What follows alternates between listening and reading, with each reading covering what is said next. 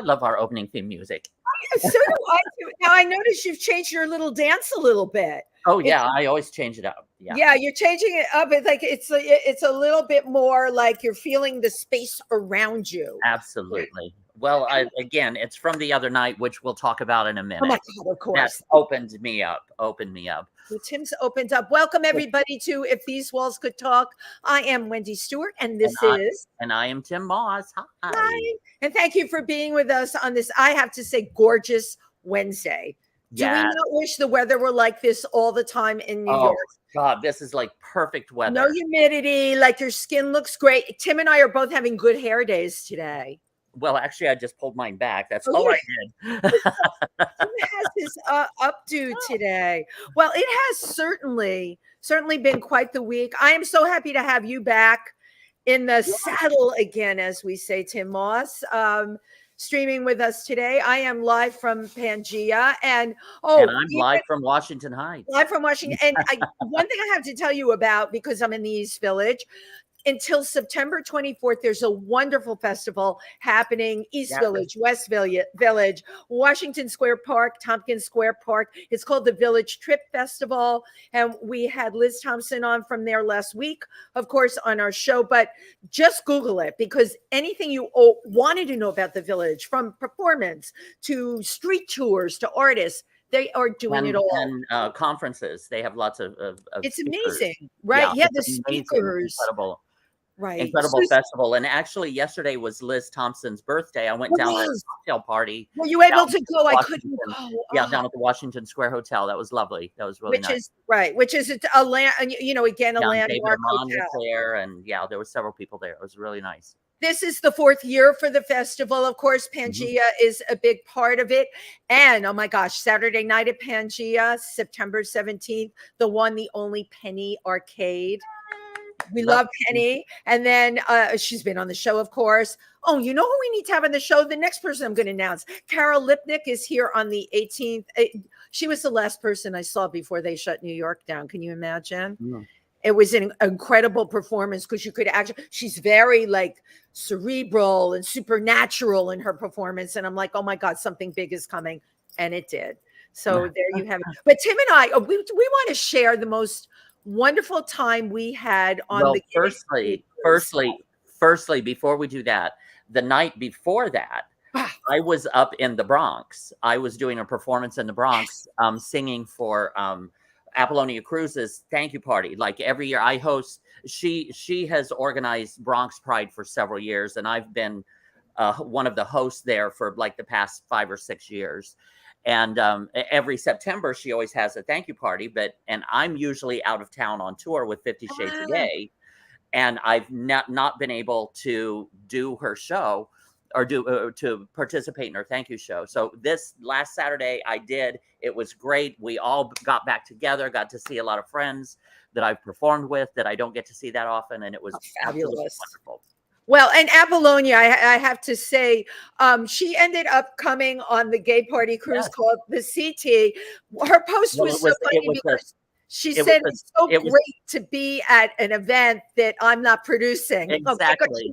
But it was a Studio 54 themed disco cruise that went around Manhattan. It was so much fun. We were doing this disco cruise. I put together a little sub-production. I thought, who would be one of the best persons to have on board? Well, Rollerina, who I called up, and I'm like, honey, let's get you a ticket. And she hadn't been on the CT in a long time. And I'm like, everybody wants you there. So Rollerina agreed to come. And it was her birthday. It was her birthday. And then I called up Felipe Rose, and I said, I would love to see her. You know, Felipe said, I live in New Jersey. Felipe Rose is the Village People, the Native American in the Village People, right? Yeah, with the hot new single "Dance Again," and another hot new single, by the way, he's working on. So I'm like, come on, Felipe, you got to come out. And of course, Tim spoke to Apollonia, who I have only ever met virtually. So the proof is in the pudding. We put all of these people together, and did we not have the time of our lives? It was an amazing night. An amazing night. Absolutely amazing night. So that my back is still paying for. This is why you were dancing like this? Oh, I was dancing all over the place that when night. we opened up the show. Because I'm going, You don't want to move too much and throw out a disc. Well, Yes. Anyway, I want to tell you about the guest we're having today. I mean, she is just on. I adore this woman. I do too. And when you see who she is and what she's done, you're going to adore her too. The New York Sun called her the voice for those past the Sex and the City bracket. I love that. She has a fabulous memoir called Hot Pants in Hollywood, Sex, Secrets, and Sitcoms. And she was one of the original writers of, it brings tears to my eyes, the Mary Tyler Moore Show. Mm-hmm. We love that show. Bob Newhart, Maude. And you know what? I could be here all afternoon telling you about all the sitcoms she's written for and movies. Let us give a warm welcome to Susan Silver. Yay. Okay, and she's coming on. There she is. There we go. Susan I Silver. can dance in my chair. Yes. You just joined the dancing club. Just you don't want to move too much. We don't want you to throw out a vertebrae or anything on the show. No, that's okay. I won't. Okay. Bless you. Well, How welcome. are you, gorgeous? Hello, gorgeous. Hello, gorgeous, as they say. Thank you so much for being here today. Thank you, Lori Tower, who said you have to have Susan Silver on your show. She's hilarious. She's an amazing writer. And your book, which I have right here, of course, I mark everything. Let me take that out of there. Hot Pants in Hollywood. I highly encourage you to get wonderful read. And as Tim said, entertaining as anything. You'll laugh, but you'll cry because a good memoir is happy, sad, everything in between. But Absolutely. And a telephone, it must Damn be call. you. I just who the hell with them. But They're firstly, gone. I just want to say to everyone, thank you very much for tuning into If These Walls Could Talk with your hosts, Wendy Stuart and Tym Moss, and our amazing, amazing guest, the fabulous and gorgeous Susan Silver. Absolutely gorgeous. And So, also fellow, you're a fellow Midwesterner. I'm from Indiana originally. You are from Milwaukee, Wisconsin. I'm from Milwaukee, not Minneapolis. Everybody confuses Mary's hometown with mine. It's the same. It's no, but Milwaukee has cheese and beer. this is true. My- and they used Laverne to and have Shirley. Nazis, but let's not go there. And Laverne and Shirley. And lots of drama. That's true too. Right, exactly. So a nice Jewish girl, right? In Well, not so nice, but a Jewish girl. Yeah, Milwaukee. I'm like, because I'm from the New York area. It's like, oh, Jewish in Milwaukee, ends up in Hollywood. So my God, girl, that is a long, twisted path. I didn't go directly. I was an only child, and I wasn't allowed to cross the main street till I was 12. So my parents were fairly overprotective. Good. So I got to go 90 miles to Northwestern because I was in journalism. And then after 2 years, I snuck to California and I went to UCLA and UCLA grad school in theater arts. Wow. And your parents were like, they weren't happy about this decision. They knew I was going to go into show business. They didn't want me to, but I did. And then they were pleased. When Ed Asner thanked me on television for his Emmy, that was the end. Yes. My mother was, okay. Right, no, excuse me, but that's what it takes, right? Then you could do no wrong after that. No, you could do wrong because there was an article about me in TV Guide, and I was so excited, and I called my parents, and my mother said, "How nice are you on the cover?" Oh, yes. Right. You could never get an A. You could only get an A minus. Oh my God, you're freaking killing me. You're just absolutely killing me. My mother has said things to me like, how come if no one else is working, you're booked on a job? And I say to myself, because they couldn't get Lassie. I mean, what is it that mothers do? You can never get an A. You can only get an A minus. You can. Now, your move to Hollywood, you had an uncle there. I did. My mother's brother was a very, back in the day, famous comedy writer director. His name was Cy Howard. And he did a show called My Friend Irma and Life with Luigi. And he created That's My Boy. And he was married to Gloria Graham, the film noir star. Mm-hmm. So I stayed with him the first few months, and that was the only reason my mother would let me go. And then I was in my own wing of the house, and I was this sort of virginal little Jewish girl. And I heard stuff in there, but I wasn't allowed to go out because they were smoking grass and having fun. So I had to stay in my little wing, but that's okay. Yeah, Wow. and he was successful in Hollywood. So Yeah. you went from Northwestern in Chicago right out to LA. Well, he wasn't allowed to help me. My mother made him swear, so he never helped me. But I did it anyway. But he was the funniest it guy. opened the door, Right, not only from UCLA, but also he was living in Beverly Hills and in the Hollywood scene. So that you've been exposed to that, and it was just kind of a natural progression for you. And he was also, we were very, very close, and he protected me at all costs. And as it says in the book, when Lenny Bruce's mother fixed me up with him, my uncle wouldn't let me go unless he went with. So it was a date with the three of us, and the two of them got along great, and I was terrified. So. Excuse me, but Lenny Bruce was brilliant, and he was definitely ahead of his time. But I can't imagine, like, you were what, late teens or early 20s? I was in college. I was in college. Lenny Bruce at a New Year's Eve party, and his mother, who was a famous stripper, who knew? For those who don't know, he was very avant-garde and very controversial, and had been arrested many times. And he was he was more than a comedian. He was like a truth teller. He was the beginning of everything, in my opinion. But his mother said, are you going with anybody? I said, no. She said, I'd like to fix you up with my son. I said, who's your son? She said, Lenny Bruce. I was like, oh. I said, okay. And then I went home. My uncle said, no way. Are you crazy? I said, please, I have to go. He said, all right, I'll go with you. So we went to see Lenny at a club, and then we went out afterward, and Lenny and my uncle got along great, and I kind of sat there. And Lenny Bruce was very smart and very prescient. He wrote on a napkin, Susan will go to the corner, but she's afraid to go around. Wow. Yeah. What an intuitive I love hearing this, right? You're sharing stuff that none of us know. And of course, everybody knows Lenny Bruce, but and he also wrote Clark Gable found alive in Argentina. That is absolutely hilarious. Now, but you have had so many encounters with the Hollywood elite. I mean, Jim Morrison. Let's start with Jim Morrison. Yeah, and you have a completely different take on him. I've met, I was going to originally call my book Name Droppings, but Frank Langella wrote his book on that. And I because I was in show business, and because I was in politics, and because I was in Jewish affairs, I've met people all across the world. But I started in college. Jim Morrison was my pal at UCLA, and he was a very quiet, poetic little guy with a bowl haircut, and you put the bowl around your head. He was a military kid, and he was very shy. And we used to sit outside the food truck at Theater Arts, and we became really good friends. And we had this other couple that we were friends with. We were the two little quiet virgins. And we had this very avant-garde, fancy couple that rode motorcycles and wore black leather, a guy named Max Schwartz and his girlfriend Liz. And we used to ride on their back of their motorcycles. And then Jim took his persona from Max.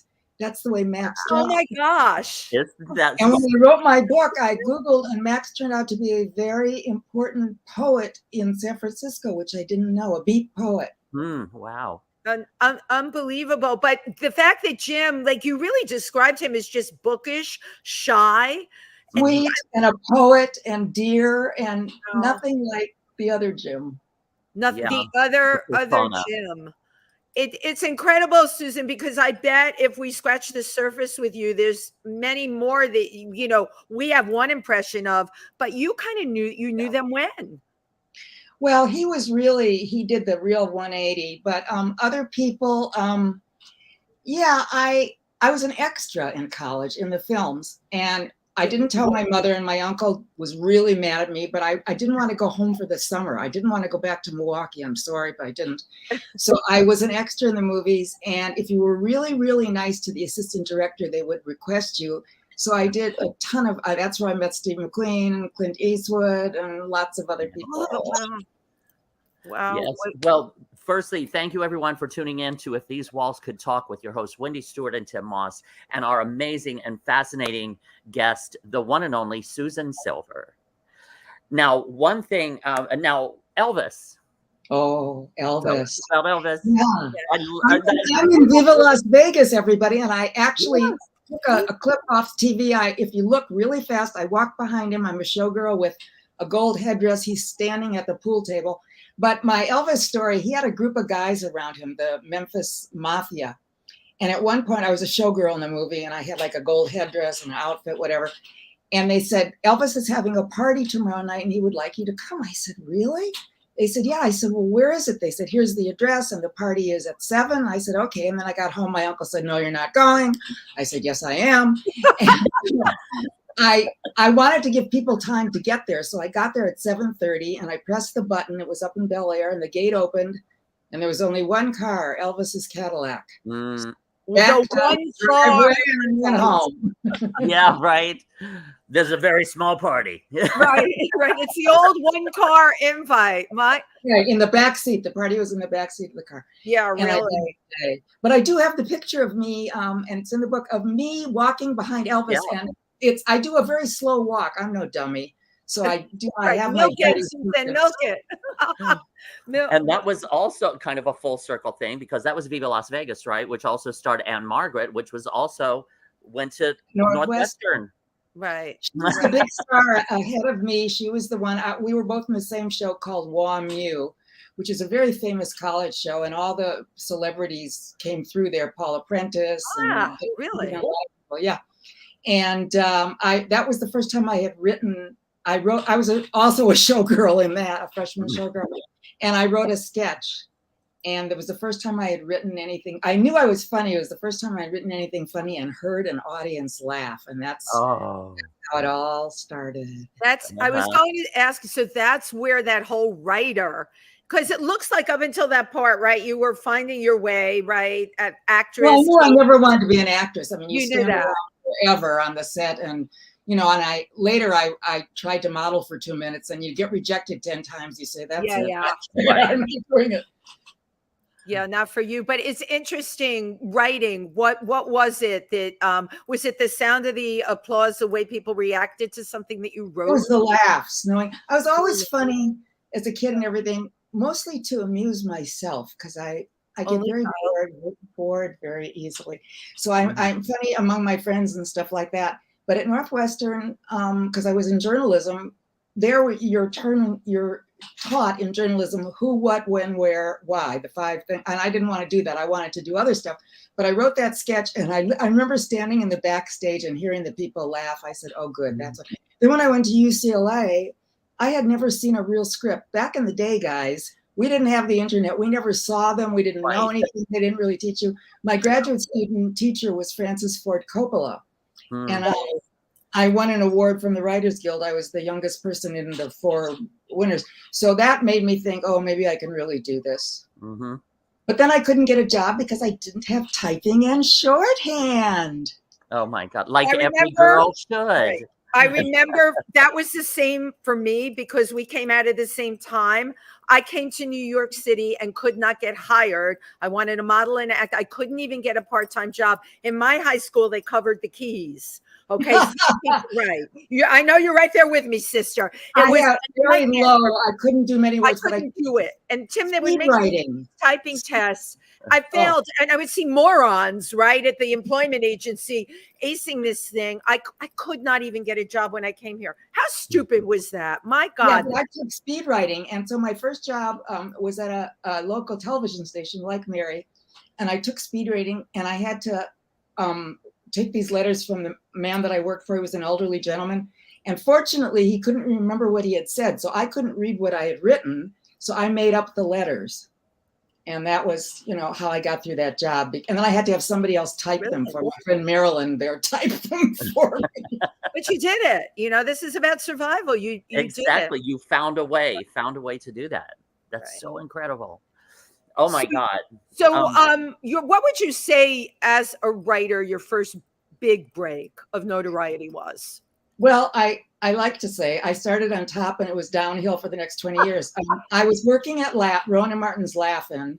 Google that, younger people. It was a fun show. Yeah. Suck it to me. Everybody was on that show where I met everybody.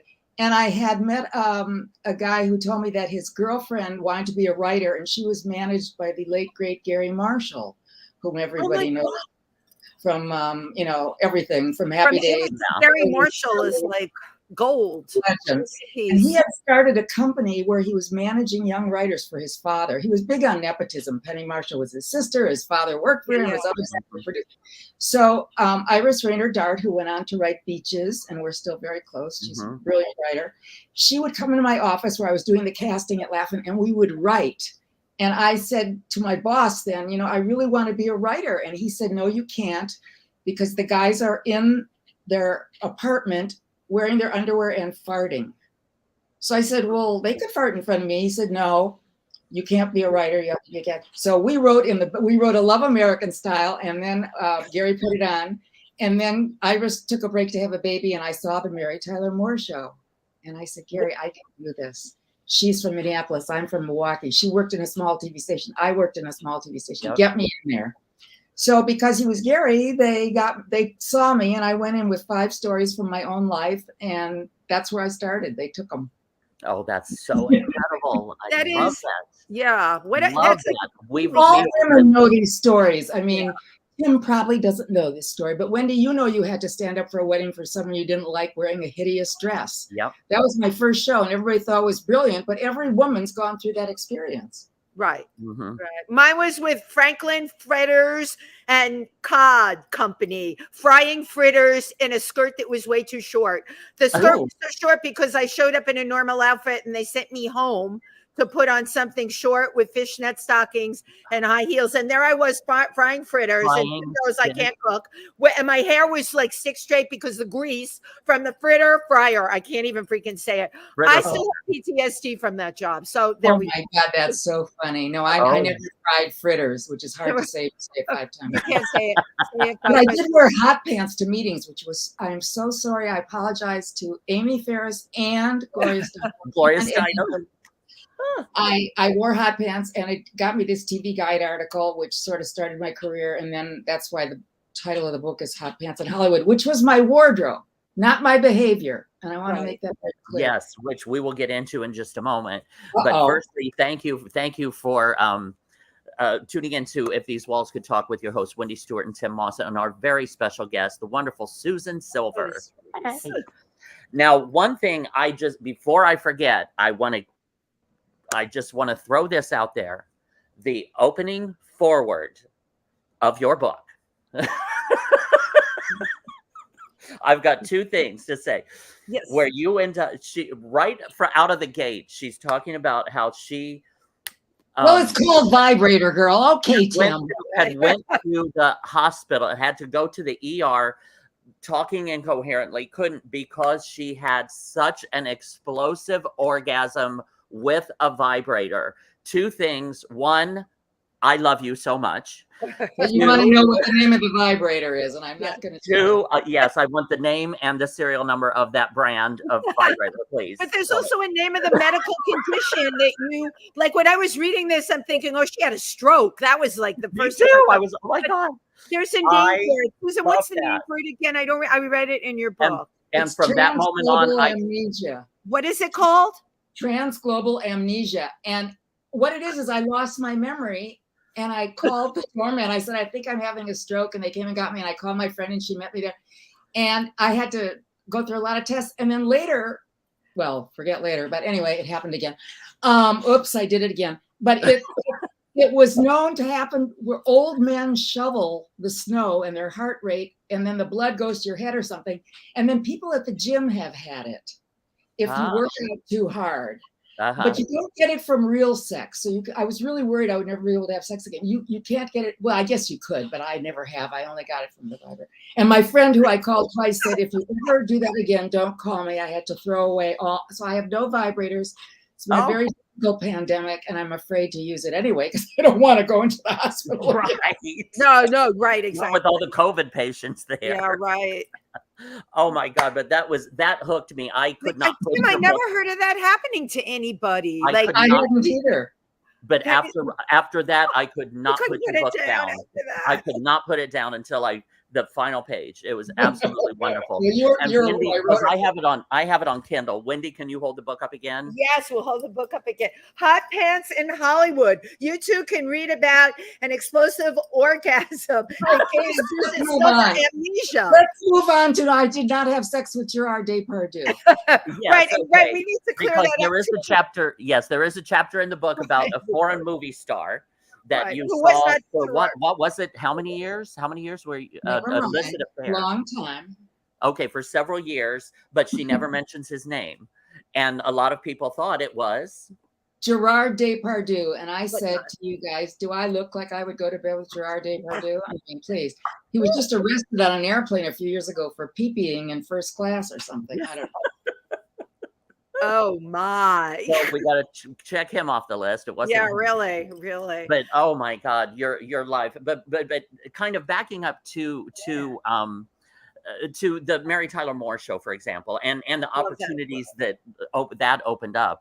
I mean, it was such an iconic show in America, and at that time, the country would tune in to watch that, because at that time we only had like 3 stations, Three CBS, channels. ABC, and NBC. It's also the beginning of feminism, and it was the first show which a woman. I mean, Marlo started it on That Girl. She was great. She didn't want to get married at the end, but it was really the first show that hired women. I was the second woman hired. Treva Silverman was the first, and there were 25 women eventually had written for that show. Well, that's what I mean. It was so groundbreaking behind the camera and in front of the camera. And I had no idea it was male dominated till then. Wow. Oh yeah. Did you being that you were the second female hired? I know, when writers have these writing meetings where they all get together. What kind of flack did you come up against? See, back in the day, we didn't have writers' rooms. Now they have writers' rooms where they all sit in the room together. I don't consider it writing. I call it spritzing, because they're throwing jokes against the wall and they're fighting and competing. Back in the day, you would go in on your own. You would meet with the 2 producers, Alan Burns and Jim Brooks, and Lorenzo Davis. Lorenzo Music and David Davis. And Lorenzo was also Carlton, the doorman. And they were the story editors. On Rhoda. You go in alone and you would pitch your stories. They would choose one. You would go home. And at the time I was married, I would go home and write my outline, and my ex-husband would help me. I'd say it out loud, and then you'd turn it back in. Then they'd give you the go-ahead, and then you'd write your first draft. You turn it in. They give you notes, your second draft. And they were the only show that also invited us to the table where the cast would come and read. And so you were involved with everything. As I said, I was starting on top, and nobody was as good afterward. Nobody was as nice. Mm-hmm. Right. Wow. You had so much. That's a lot of input, and a lot of respect for what you did. The fact that they had the cast there, and how great for writers to really hear their work being done by the actual cast. It was amazing. It was amazing. And I did episodes, 13 episodes my first year, which was like a record. And that's how I got the TV Guide article and stuff. But then my second year, I wrote Bob Newhart, and they offered me to be a producer, the first Bob Newhart show. I was so excited. I took the job. And then that night I had a nightmare that I was on, the assembly line with Lucy, and the chocolates were coming so fast I couldn't. And I said, I can't take this job because I can't be somewhere in the morning, number one. And I used to write from 7 to 11 at night. Maybe that's why I'm not married anymore. But I didn't want to have to be somewhere and be with other people, because I'm a Sagittarius. I'm an only child. I like to be alone. So I turned the job down, and I remained freelance, which is kind of hard to do, but I did that for 20 years. Wow, that you were freelance for that. That's a lot of time but I can imagine you were probably very much in demand. You had a pedigree already from Mary Tyler Moore. What was the best credit? Yeah. What are some of the other shows that you ended up working on? Because it looked like you worked on everything that I used to watch. I liked, by the way, when we had 3 channels. I don't like this. Yeah, now. Same here. It's too many choices, Tim. I don't know. We had Saturday night, Bob Newhart, and then I did the first Maude. Yeah. And then I did Partridge Family. I did a couple of those. Oh, I love that show. And then I did Square Pegs. I was the story editor, which is kind of it's a newer show with Sarah Jessica Parker. It's kind of unhappy experience. It's in TV Guide. There's an article about that. But then I started doing my third year. I started doing Movies of the Week, and pilots for my own shows. And I want to say this to anybody who's out there wants to be a writer. You have to learn to take rejection and you have to hang in. Yeah. I probably couldn't have hung in if I hadn't had the early Mary Tyler Moore, because I did 15 movies of the week and 2 of them were top 10. I only got 2 made. 13 weren't made. After I did 15 pilots, none of them were made. And that's another reason I retired. After a while, it gets frustrating, but that's the business. It's very hard to get things made. And I would imagine now more than ever now, because it feels like everybody's doing every freaking thing now, that so many people are writing, and nothing ever happens with it. Well, the only others on the good side, there's the YouTube, there's TikTok, there's things where people have other avenues to express themselves. But the real showbiz world is tough. It's very tough. Yeah. Well, thank you everyone for tuning in to If These Walls Could Talk with your hosts, Wendy Stuart and Tym Moss, and our wonderful and fabulous guest, one and only Susan Silver. Yay. I have my own who's who list. Okay. I'm going to go right for this. Bill Cosby. Was he like everything that we heard and then some? I escaped 5 of the biggest gropers in America. I want you to know. Harvey Weinstein. What's your next book, Harvey by Weinstein. Bill Cosby, a guy named James Toback, who was a director who used to walk up and down Fifth Avenue and say, "Hey, you want to be in the movies?" I escaped him because I knew who he was. And Charlie Rose, who lived in my building, who really gets a bum rap. I would have said yes, but that's another story. Bill Cosby is the worst. It would have ruined my life. I was a Jewish virgin in college, and my uncle had a friend who was involved. It was a manager, Bullet Sturgum, of a lot of showbiz people, and he said to me, "There's a show they do called Hootenanny. They come to the college campuses, and they're coming to UCLA, and I can get you in and put you in the front row. And if you're very animated, you can come to the second show, and there's a party at Theodore Bickel's house." I said, "Oh, please let me go, let me go." My uncle said, "Okay." So I said, "How will I get to the party?" And Bullet said, "You'll go with my client. You'll see him on the air. And afterward, he'll come get you." I said, "Okay, what's his name?" And he said, "Bill Cosby." And I had no idea who that was because he had just come out with his first album. And I thought he was a country western singer from Hootenanny. So he does his routine and he's absolutely brilliant. And I'm there and I'm animated, whatever. And afterward, he comes and gets me and we go to the party. And he was very quiet and very laid back and, very nice. And he said, "I'll drop you off at home." I said, "That's nice." And as we were driving home, he told me he was engaged to his wife and he was going to do another album. And what did I want to do? I said, "I want to be a comedy writer." He said, "You're kidding." I said, "No." He said, "Well, how would you like to work on my next album?" I said, "Really? I'm in college." He said, "No, I think you could do it." And I said, "Well, how will we do it?" He said, "Well, you'll come over and we'll have meetings and we'll pitch back and forth and everything." I said, "Oh God, that's so fabulous." So we got to my apartment. It was a little green sports car and he lunged at me and he started like whatever. And I pushed him away and I fell out the door. I said, with the Lucille Ball exit, with my legs up in the air. Bye-bye. He drove away, thank God. Now, dissolved, as we say. A couple of years later, I was dating a very prominent Black theater guy named Van Whitfield, who became head of the National Endowment and was a lovely guy. And he said, "Let's go to a party at Bill Cosby's." I said, "I'm not going there." I told him what happened. He said, "Oh, he won't remember and I have to go to the party." I said, "I don't want to go." He said, "Nah, it'll be all right." We got to the door.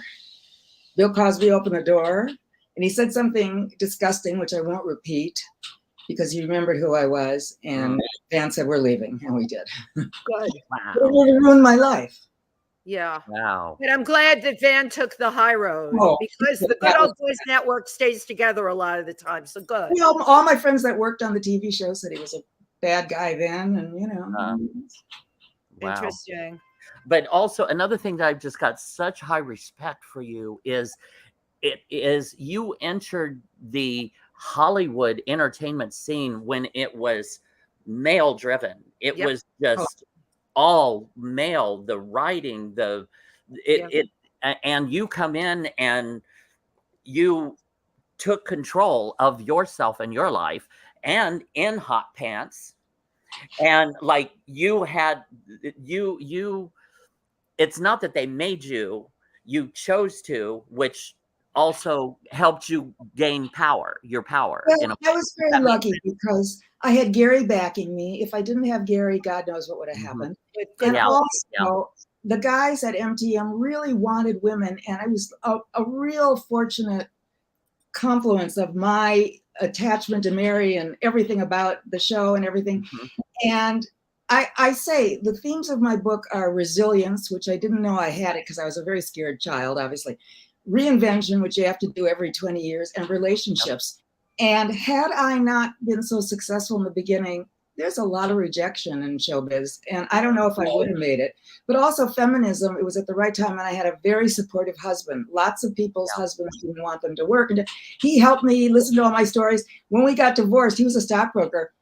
He decided that he wanted to go into showbiz, and Gary hired him, and he became an assistant. At the age of 35, he did this. He became a producer of Laverne and Shirley and married. Oh my gosh. Yeah. So I was lucky in a lot of ways. Well, again, thank you everyone for tuning in to If These Walls Could Talk with your hosts, Wendy Stuart and Tym Moss, and our wonderful guest, Susan Silver. And we're going to get into relationships and parents. Yeah. So you had mentioned your husband, Arthur, that you married after, the stockbroker.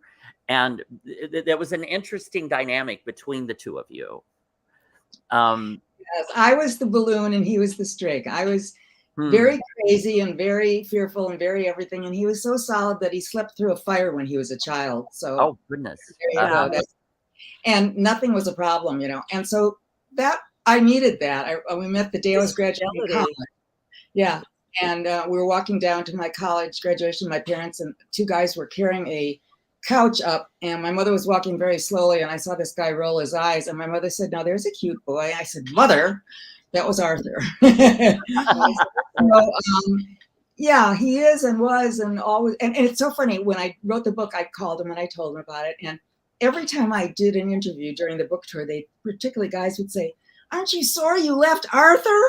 He was such a great guy." I laugh.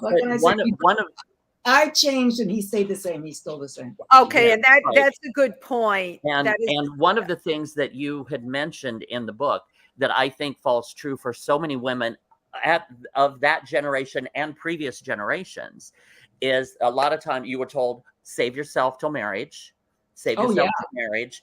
And then once marriage happens, you're supposed to spend your entire life sleeping with only that one man. And I think a lot of people at that time would question, I wonder what it would be like with someone else. Yes. And that's why now, like the generations now here in, at least in America, a lot of times as they get to know somebody, they move in together, they have sex together, they find to see if they're compatible and all of that. If not, they move on. And I just thought that was such an interesting awakening for you.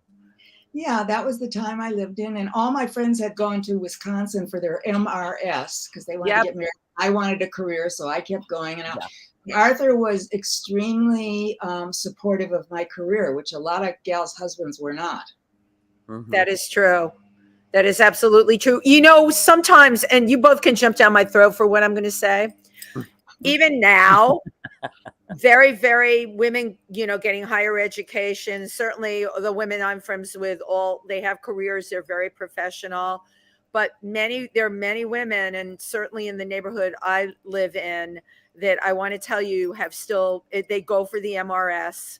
Husband makes a lot of money. They birth the babies, and they may not have a career. And that's and you know what, that to me is also the elephant in the room, because you don't hear about that often.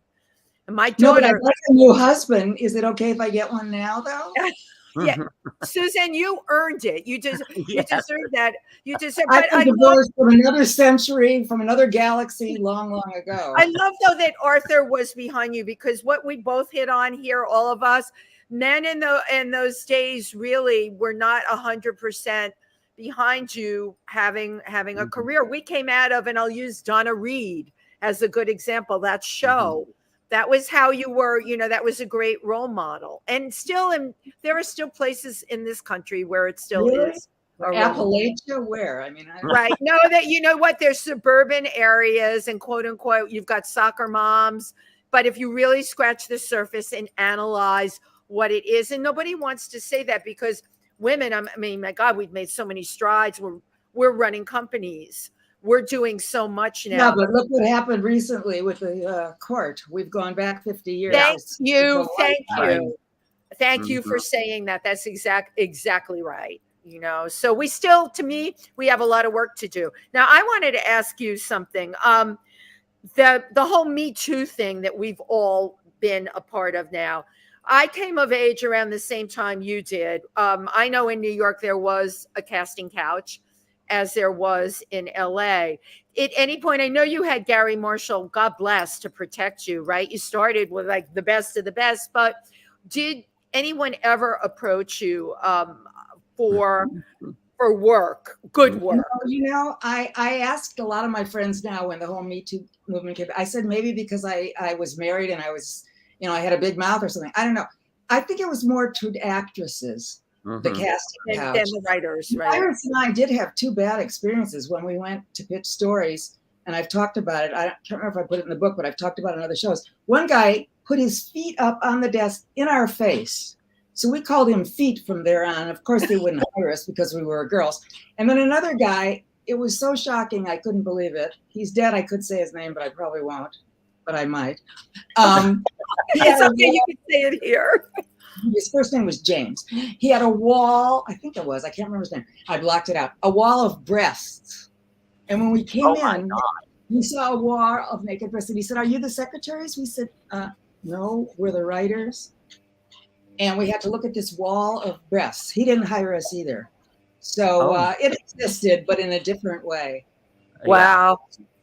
See, you would never walk into a power woman's office and see a wall of penises. We would never do, right? A gay man's baby. Let's be honest. Breasts are prettier than penises. I'm sorry. Tim, your office would be different. Yeah, right. Mine might be lined with penises. They'd be lined and framed beautifully. Penises are not pretty. They're great, but they're not pretty. Yeah, right. I agree. They're not visually stunning and normally. They kind of the always first time I've ever discussed in 3 years of book tour this topic. This is rank number 1. Yeah. Well, absolutely. welcome again to If These Walls Could Talk with your hosts, Wendy Stuart and Tym Moss, and our wonderful guest, the fabulous Susan Silver. Okay, so your parents, you had mentioned that you were an only child and that you grew up and very protected. And I think I just kind of got a feel in your book that you were always seeking someone to protect you unconditionally like that again. Oh, that's interesting. But also you for many years kind of almost didn't necessarily seek out, but unattainable men with married guys. Okay, say it. Yes, married men but unavailable people. No, it wasn't to be protected. That's such an interesting take on it, though, honey, because I realized later I was the center of my parents' world, obviously. Yeah. And my father always took my side, and that provoked problems. So I was comfortable in triangles, but I was also smothered. So I didn't want to be protected. I liked dating guys that lived in other countries or other states or had other places because I couldn't bear being smothered. And so that came along with the protected. But it was more that I was comfortable in triangle situations. And it was a waste of time, I will tell you now. But there were some very long, lovely relationships, but now I regret it. Right. Yeah. The comfort of the triangle. But we all have to go through what we need to in life to get to where we are. Yeah, but now it's almost impossible because I'm, as you know, between 50 and death. It's hard for me to meet people. And honestly, the fact that you're saying that, and I hear this from tons of my girlfriends, accomplished like you, this makes me completely insane because it tells me as a society, we are just clearly not ageist. Well, we're very ageist. I mean, don't forget the Writers Guild about, I'm going to say 10 years ago, did a lawsuit against show business because we were so ageist. Over 40, you don't come in. Right. And I won a lot of money from places based on that lawsuit, even though I had this great success. So ageism is the new it, and it's terrible. Yep. It certainly, I just want to jump back to the relationship with your parents. One of the things you talked about that I found particularly interesting, it was when your father had passed, you were going through papers, I think, with your mother, and then piecing together what their relationship was. Yeah. It was not something that you were their child, you grew up in that Well, you house. really read the book. No, grown men have cried at the chapter about my daddy. My daddy and I did too. Extremely close, and the worst moment of my life, in spite of having cancer and almost dying and a few other things, was the day that I had to take him. They lived in a 3-tiered place in Milwaukee. Everybody moved together, so he was there with all his friends from kindergarten. Right. Independent living, then assisted living, then the dementia. And at one point when he got dementia, my mother couldn't handle it, and I had to take him there, and that was the worst day of my life. But anyway, my father and I were very, very close, and he always took my side, and there was a lot of rancor and a lot of fighting. And I made up with my mother at a certain point, and that was good, thank God. I took care of both of them. I commuted to Wisconsin to take care of both of them. And I found these papers, and they were the most beautiful love letters. My father was a brilliant writer and artist. He was a lawyer, but he should have been a creative person, but back in the day they weren't. He taught himself how to play the piano. He drew, he painted, he wrote, and these beautiful letters. And my mother, as they got older, she walked over on her walker every day to be with him, and they had a wonderful, after I left, they had a wonderful relationship. Yeah. What a story. You did survive, though, what we call the double whammy. And that, a lot of people have gone through that with both parents going down within months of each other. And you were an only child. I have to take my hat off to you. You did what you had to do. You survived it. It gave me what I had been away for so long. And when I lived in New York and whatever, it gave me a way to reconnect again. And yeah, it's the best thing I ever did. And I had 3, as the late wonderful Queen Elizabeth said, she had an annus horribilis. I had a tree, whatever 3 is in Latin, horribilis. My dad died, then I almost died the next year, then my mother died. So it was quite a Right, absolutely, which we will get into in the after show. But right now, I am so grateful that you came on our show, Susan. This has just been absolutely incredible. You're an amazing, amazing guest. Thank you, everyone, for tuning in to If These Walls Could Talk with your host, Wendy Stuart and Tym Moss, and our amazing guest, Susan Silver. Can you hold up the book again, Wendy? Always. Here we go. That's available on pretty much all platforms. Is that correct? Yes. And you can buy the actual book if you're like me. I like to smell them. And touch audio is fun because I did the audio, so it's me talking to you. Oh, that would be cool. That would be great. And people I know that do audio, they do it when they drive. Perfect thing if you're a commuter. Absolutely. Get the audio book. Absolutely, because believe me, you will be gasping a few times, and there's all kinds of things, all kinds of tea in this. Well, Susan Silver, thank you so very much for coming on If These Walls Could Talk. We so appreciate it. Thank you. You're fabulous, both of you. Thank you. Okay, now that ends the broadcast segment. Now let's roll up the sleeves and we can talk now. Oh shit. Let's get in the nitty gritty. I am so curious how you got involved with the Holocaust related organizations and the UN. I love learning this other side of you. As I said to you, I realized when writing the book that I had reinvented myself every 20 years. I had lived in California, which is all about showbiz. Yeah. And when I got divorced back in the day, I moved to New York, but then I had to be out there for my career, so I moved back. Anyway, in '89, we had the Writers Guild strike. I remember. And I just didn't want to do it anymore. And I moved to New York. I sold my house and car in 3 weeks. And I took a year off and I networked with everybody I could. And I met like 60 people. Amazing. And one of the guys I met said, he was in showbiz. I said, I don't want to be in showbiz. He said, well, my uncle or brother or something went to school with Abe Foxman, who's the head of the Anti-Defamation League, and maybe that would be something because I'm very involved with Israel. So I said, yeah. And I went there and I said, I don't want to raise money. I don't want to ask people to raise money. They said, well, what do you want to do? I said, well, why don't I start a speakers bureau where we would have people come in and speak, and I would train them, and then I would videotape your speakers to go out and present in a better way. So I did that, and it was extremely meaningful and rewarding. And you know what I'm thinking? It's using your skills. You started out doing casting. Here Yeah. you are. Yeah. It really did, right, Tim? It came full circle. And the other thing was, as I said, I grew up in Milwaukee, and there was an active German Bund and Nazis during the war. And my dad constantly was fighting the rise of neo-Nazis and writing articles and things. And I became sort of obsessed with the Holocaust. And then I had friends at the Simon Wiesenthal Center, and I said, I'd love to do something for you. And they said, well, you're moving to New York. Would you like to be our UN observer? I said, sure. But what do I know? And that was a difficult time. I did that for 7 years. And the UN is not the friendliest place to Israel. And it was a very difficult time. Wow. Now I'm very involved with the Friends of the Israel Defense Force, the FIDF. You're allowed to adopt soldiers and send them to college. So I have 3 soldiers.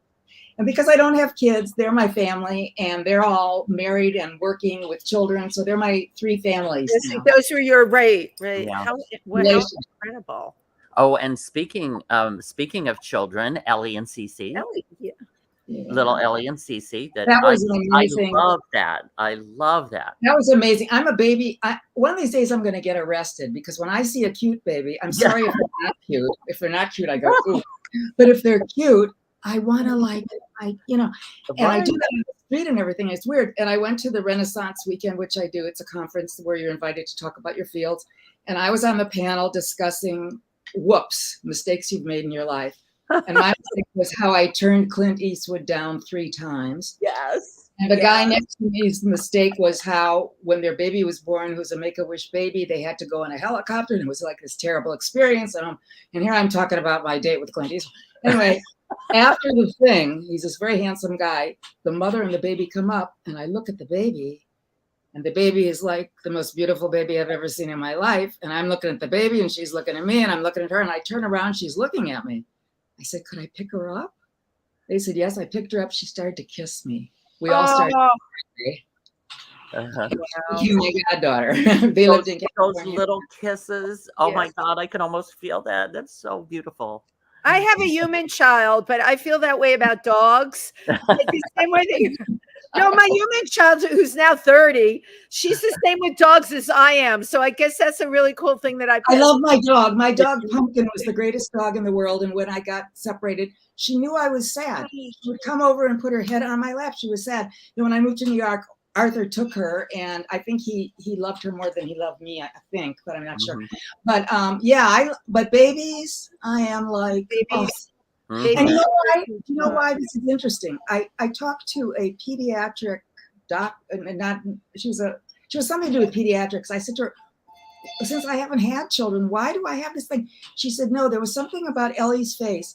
There's a measurement of the cheeks and the neck proportion. Yes. That our genes as mothers, as women, are programmed to love. That's why the Gerber baby looks like it does. Right. Wow. I wonder what it means with the attraction to dogs. If it's proportions. I don't think we should discuss that. I don't think we should go there. Really cool. I just want to read a couple of comments and thank some of our people. Yes, hello, absolutely. Steve Stutzman. Thank you for tuning in. Cecily Williams, who's an amazing singer. She wants the name of the vibrator. Can you do that for our friend Cecily? It was called the Queen of Vibrators. It's been Cecily, you can Google Queen of Vibrators. Scooter Pie, hello. And Cecily also says, what a woman with a heart, a big heart. Yeah, what Yeah, that's true.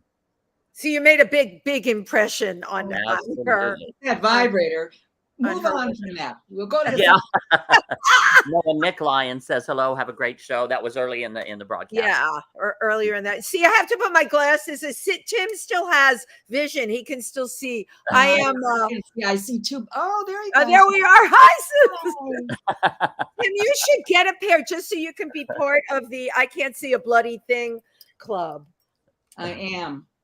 So, with all the people you've known before who traveled in and out your door, who do you still stay in touch with in the world of celebrities? In the world of celebrities? Nobody? Interesting. Because Ed Asner and I were very, very close. He passed. Yeah, he She and I passed. were close. She passed. Mary Tyler Moore, yeah. Well, Mary, yeah, we weren't close, even though we lived two doors away from each other in New York. I will tell you something funny though. There's a Tom Jones story which is in the book. Yeah. Want to hear it. But I'm on his Instagram, and then every once in a while a celebrity will say, "Hi, this is me personally," you know. So then I always say, "I know you. Is it really you?" And then you never hear from them again. So I am on his Instagram. And isn't that interesting? Who am I friends with of the celebrities? But it's interesting how our lives evolve. I had a reason They're for all dead. James Garner's dead. Steve McQueen's dead. Elvis is dead. Gosh, I'm alive. Maybe that's the problem. Right.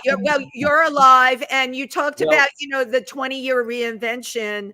I was just going to say, have had to go through that. I know very few of the ones that I started out with. Actually, thinking about it, my college boyfriend and my husband are the only two people I am still friendly with that are still here. Oh, I'm still friends with my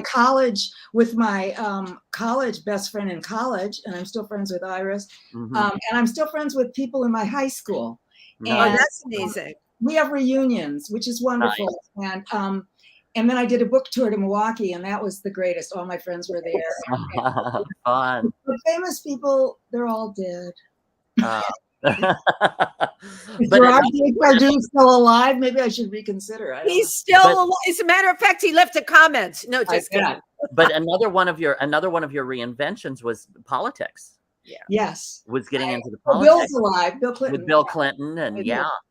And George McGovern, he's gone, but I was involved with both of their campaigns. Yeah, I wanted to be a Washington speechwriter. That was going to be next, but they offered me a job because I was involved to be the speechwriter for NASA. And I said, NASA? I don't even know what it is. I had the lowest math boards to ever be accepted at Northwestern, and aren't math and science the same things? I don't understand. And they said, no, we want you to put it in complete English. I said, but I don't understand it, so I didn't want to do it. Yeah. So you turned down that opportunity. So I'm going to tell you something. I hear people from NASA speak all the time at the Explorers Club, right? Oh. One of the guys, we had an astrophysicist that did a presentation. He brought on somebody like yourself from the news. His name evades me, but funny, a journalist. And basically, I'm like, why is this guy here? His job, really. The astrophysicist was talking. He was not only the translator, he put the funny in, right? So never sell yourself short in that area, because maybe I could do it now. No, I do have radio commentary. May I mention my radio commentary? Yes. It's on NPR, on a small NPR station called Robin Hood Radio, WHDD, and it's my commentary is called Susan Says, and I used to do 3 a week, but I'm really lazy, so I do 1 a week, and it's on media and politics and things that piss me off, and that's called Oh Come On. And I don't know if I'm allowed to say what that is or not. No, you can, please. Sure. It's Noise and Donald Trump. Well, I'm sure you have a set audience for that. There's the noise, as you know, has gone through the roof in New York, right? Because right now they're doing a townhouse behind me now, and I go out there and I go like this all the time to them. It's been 6 months. Right. Wow. Well, I had drilling in the wall behind me today. You know, I've just kind of learned to live with it. I'm going to have it in 2 apartments near me soon. Yeah. It's incredible. But you know what? We got to keep going no matter what. Life is earplugs, wax earplugs. One other comment that just came in is Scotty Valentine, who is in all caps, and he says, "Oh my God, I love you so much, all 3 of you. Hello from London, you beautiful people." Oh, is he single? Is he tall? Is he Jewish? Yeah. He's gay. Oh. And that's why. I assume so. He's a theater choreographer. Well, I have tons of gay friends, but I do want a single tall Jewish. Actually, I never really asked him. I assumed he probably was, but yeah. I love Scotty Valentine's name. Tim, what a fabulous name. Like, couldn't you see just, hi, this is my partner, Scotty Valentine. I love it. It's a name you'll never forget. And he's got to be good looking too with a name like that. Thank you for tuning in. Wow. Oh my goodness, Susan, this has just been an absolute delight. we do this every day? I'm so lonesome. You guys are Yes, so much. I'm down with that. I'd Yeah, love but hanging honey, with you know, I'm here in New York. I know you couldn't come live today, but I'm here in New York. Tim's here in New York. We're out all the time. Yeah, we're I just- I'm constantly going to come getting. with you to the Explorers, and I've got to get out of the house, guys. I It's would been- love to join you guys. That would be Right. great. Right. That would be absolutely be great. It would But really, we're always out at different events and stuff like Yeah. that. You're welcome to join us anytime. Okay, I'm available. Right. You know how you said you met in that year you took in your networking year, you met 60 people. That's a week for Tim and I. So that's that. During COVID, even during COVID. We were out in the We're street. out, not like we Right. are now, but Right. yeah, we were still. We Yeah, were we still out. couldn't be in, so we were out. But I did, you know, we put together dinners and everything else. I was not Really? about to let that, yeah, because every way I earn my living stopped on March 12th. I'm like, excuse my French, this is bullshit. I have been on this earth too long. You know what? It's not my fault about that bat in the marketplace. I have to find some way around this. So there you go. Life Yeah, has I was out 20 times in 2 years, and I almost went nuts. So I finally took 2 trips, and I'm taking some trips in the next few months. Good. It's not for you. Good. It's not good. But you're my 2 new best friends, so hey. Good, sweet. There you go. You met us right here. And Lori Tower. We're going to Again, pull her in. triangle, all 3 of us. That's The fine. We've met come full circle. Full circle triangles, the whole, I mean, we got all kinds of geometry going here. And science and math. There you go, Tim, right? Science and math. Oh, and Cecily Williams, Penny Arcade is at Pangea on the 17th. Yep. She's going to be here. I saw Cecily Williams. She's wonderful, by the way. Susan, you should come to Pangea. Penny is- Carol Lipnick is Sunday. Penny Arcade is Saturday. These are women with stories to tell, and they're truth tellers. for Okay. Right. decades. And For decades. Smart, entertaining, funny, and blatantly honest. And that's who I provoking. want to be surrounded by. I'm a Sag. We can't not be. Sometimes it gets us in Yeah. trouble. There you go. The mouth of the Sag. Thank you so much for being here Thank you, today. Susan. But don't sign off yet, okay? Thank you, I everyone. won't. I'm going to take a picture. Okay. We'll Thank be you, And back. you're everybody. See you And you're next going to call me, Wendy, right? week. We have phone numbers. Yep. Don't sign off yet. And don't But sign we off. are. Bye, everybody.